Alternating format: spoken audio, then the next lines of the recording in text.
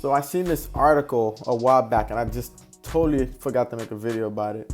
But anywho, this article is talking about how struggling FHA borrowers can now get a 40-year mortgage modification.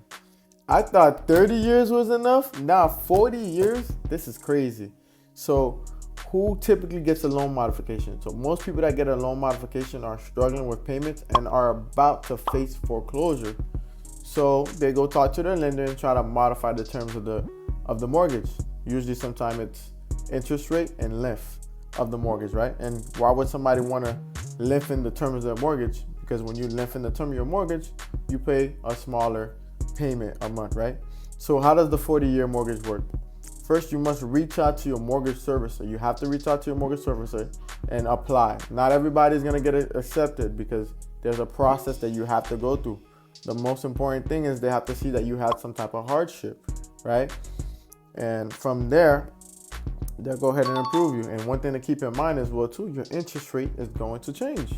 If you had a 2% interest rate, the good old interest rates that they call, now we're in a market where interest rates are as high as 7%, they're gonna be receiving a new interest rate of the current time. So that might, even though your payments might reduce because of the length of the term, you're still in the long run gonna go ahead and pay a lot more on that. Should you modify your loan? Should you?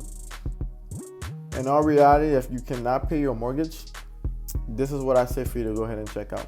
Before you go ahead and do a modification, because most people that do a modification, what end up happening is a couple months down the road, they fall right back into foreclosure. So before you do a modification, find out how much equity you have on that property. And yes, I know it might have been a house that you lived there for a while and you don't want to sell the house, you don't want to leave.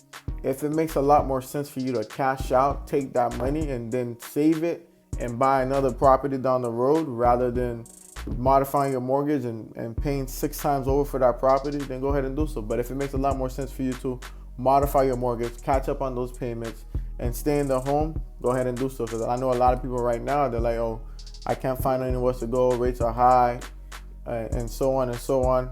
You just, before you go ahead and do anything, sit down and weigh out all of your options. It's very important to know all of your options. That was kind of like the overview of the article, and I just want to go ahead and share with you guys, because if they went ahead and took a 30-year modification to a 40-year, that kind of tells you there's a lot of foreclosures in the market.